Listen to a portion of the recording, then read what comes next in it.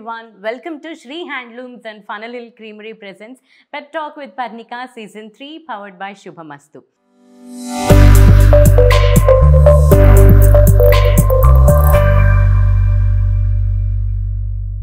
మరి సీజన్ 3లో మీరు చూస్తూనే ఉన్నారు, చాలామంది music directors, lyric writers and singers వస్తూనే ఉన్నారు.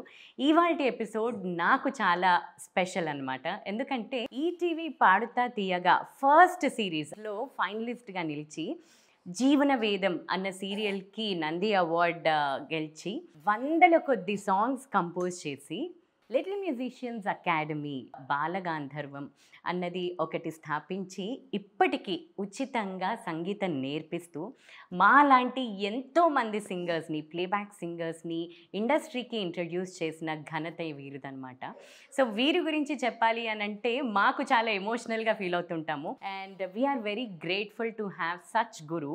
Ramachari sir is here on pep talk with Parnika season 3 and thank you very much sir. నాకు చాలా హ్యాపీగా ఉంది పెప్ టాక్ విత్ పర్ణికలో మీరు వచ్చినందుకు. నాకు చాలా సంతోషంగా ఉంది సార్.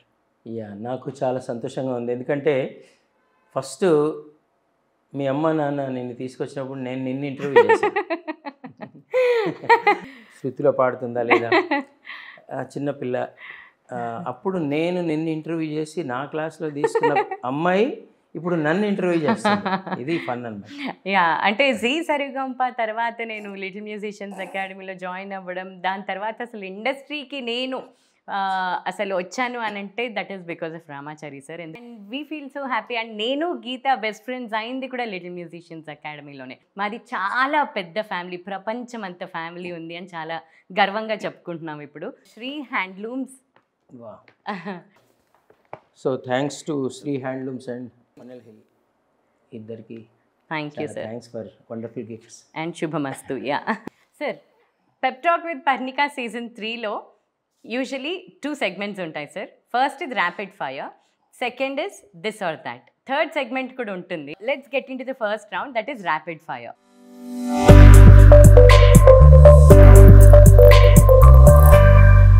మా జనరేషన్ సింగర్స్కి అండ్ ఇప్పుడు వస్తున్న జనరేషన్ సింగర్స్కి మీరు చూస్తున్న డిఫరెన్స్ ఏంటి?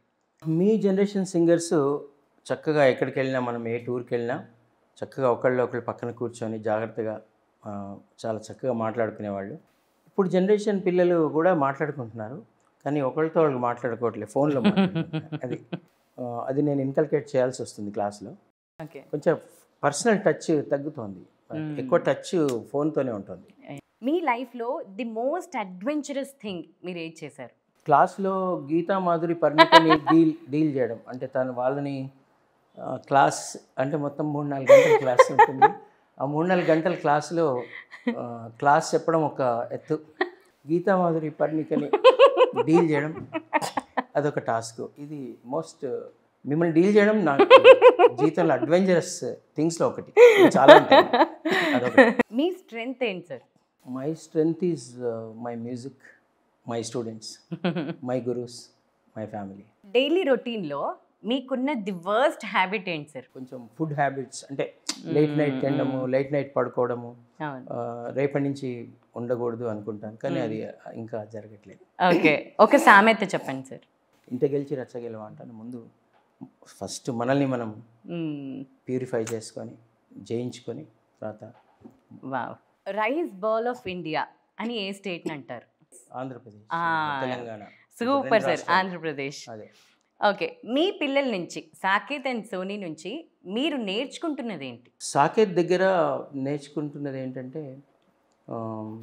ఏ పనైనా భయపడకుండా అగ్రెసివ్గా చేయడం.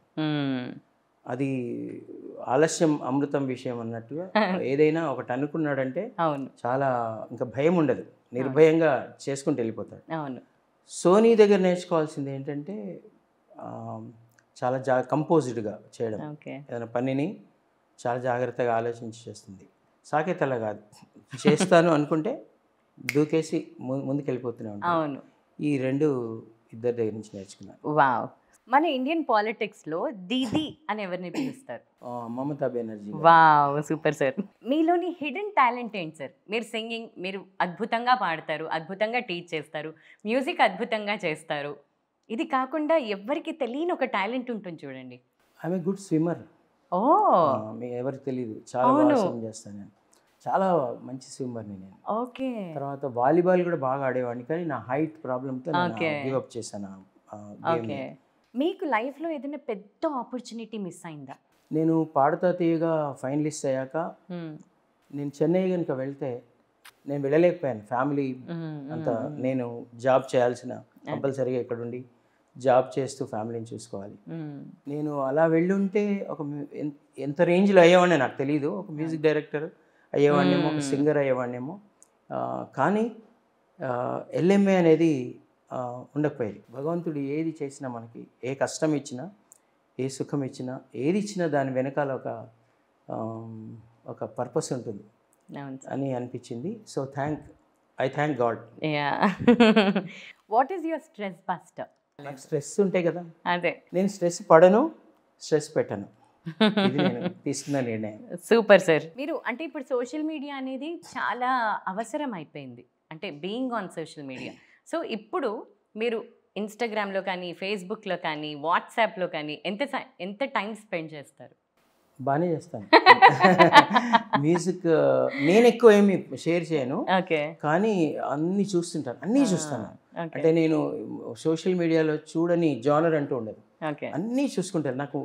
నాకు పాలిటిక్స్ అంటే కూడా ఇష్టం. సో నేను చదువుకున్నది కూడా ఆర్ట్స్ గ్రాడ్యుయేట్, నేను పొలిటికల్ సైన్స్ చదువుకున్నాను, కాబట్టి అన్నీ చూస్తాను నేను సోషల్ మీడియాలో. మీరు ఎక్కువగా వాడే పదం ఏంటి? ఊత పదం ఏంటి? ఏం వాడతాను అది నాకంటే ఎవరినైనా అడగాలి, మీకే తెలుసు, నువ్వు చెప్పు. మీరు ఎక్కువ వాడే పదం రెస్పాండ్ అవ్వండి. మాతో అయితే ఎక్స్ప్రెసివ్గా ఉండండి. సార్ టక్కుని చెప్పండి, 12 6 ఎంత? 72. Good job.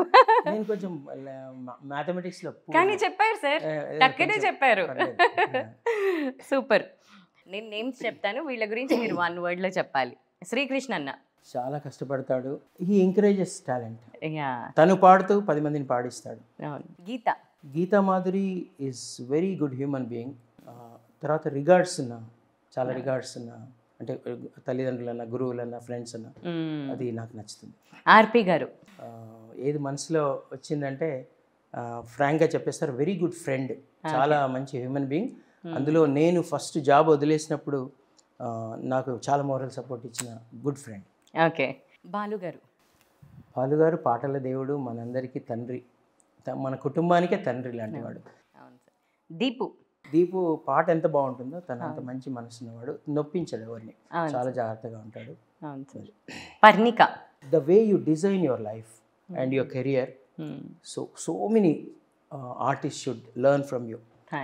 తర్వాత యాక్సెప్టెన్స్ ఉంది నీకు, నీ స్ట్రెంగ్స్ ఏంటో నీకు తెలుసు, నువ్వు ఎక్కడ ఏ వర్క్ చేయాలి, దేన్ని ఎలా డిజైన్ చేసుకోవాలి అనేది, టైం టు టైం, మళ్ళీ ఏ టైంలో ఎలా ఉండాలి అనేది, వెరీ గుడ్ డిజైనింగ్ నీది, చాలా మంచి designing, very good management skills ఉన్నదాన్ని. Thank you sir.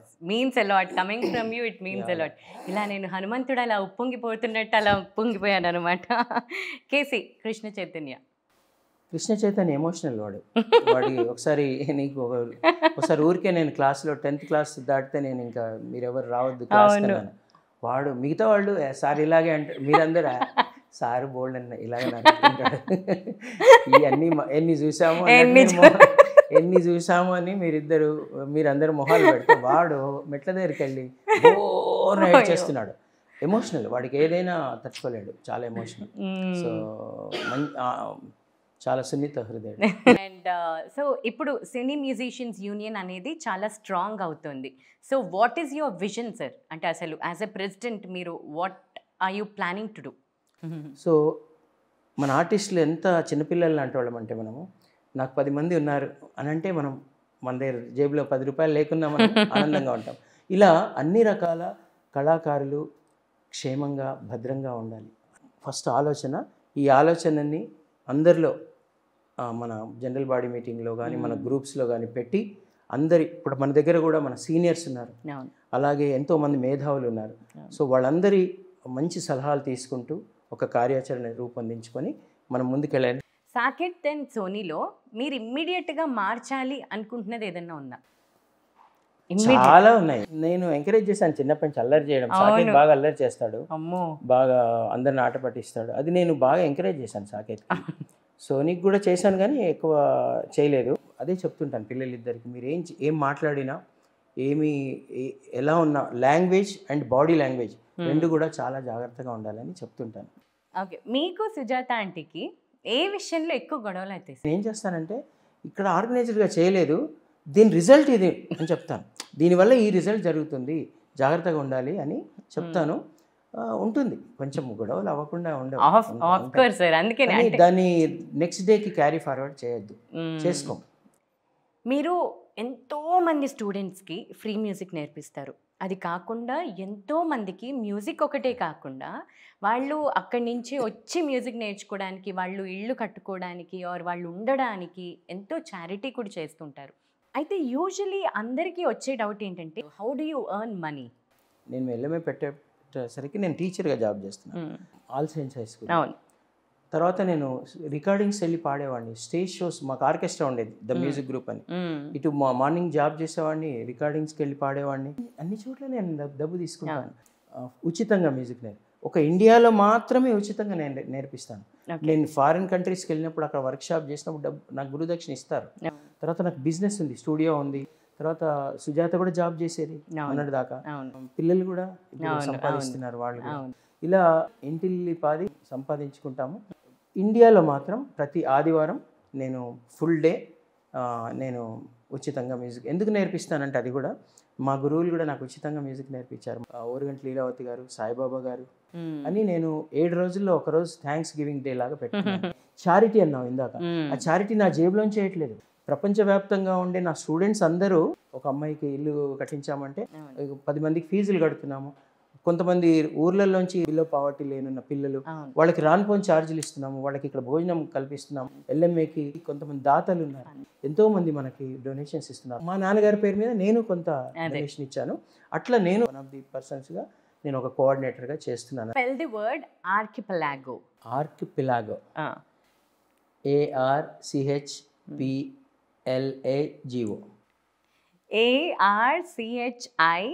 ARCHIPELAGO. Archipelago అంటే group of islands. Group of islands. Okay, yeah, that is called archipelago. నేను దీనికోసం నేర్చుకుంటున్నాను. Archipelago. Wow. Okay, we are done with the rapid fire. Now let's get into the second segment, this or that.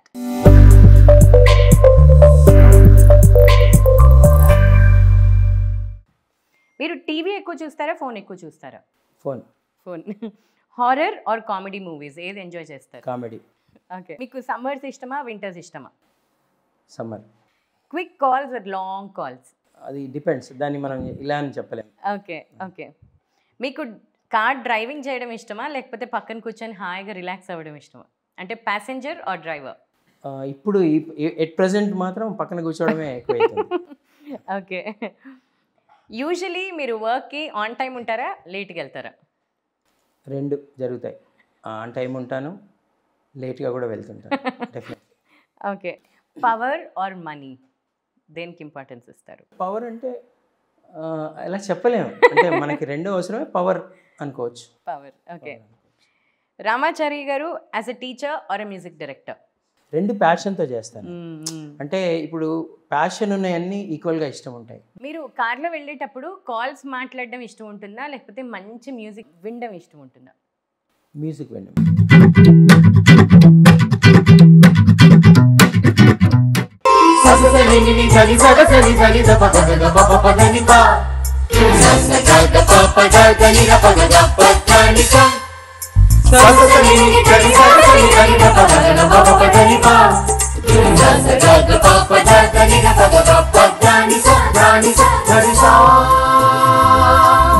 Sir, మీరు ఆడియన్స్కి ఒక riddle ఇవ్వాలి, ఒక పొడుపు కథ. వాళ్ళు దే కీప్ గెస్సింగ్ అనమాట. కళ్ళు లేకపోయినా ఏడుస్తుంది, ఓకే. కాళ్ళు లేకపోయినా నడుస్తుంది. కళ్ళు లేకపోయినా ఏడుస్తుంది, కాళ్ళు లేకపోయినా నడుస్తుంది. ఎవరు? ఓకే, నేనైతే ఒకటి అనుకుంటున్నాను, మరి మీరు కూడా కింద కమెంట్స్లో పెట్టండి. నేను రైట్ ఆన్సర్ సండే రోజు ఈవినింగ్ 6 o'clockకి పోస్ట్ చేస్తున్నాను ఫస్ట్ కమెంట్గా. So keep guessing. Thank you very much sir. God bless. శుభం.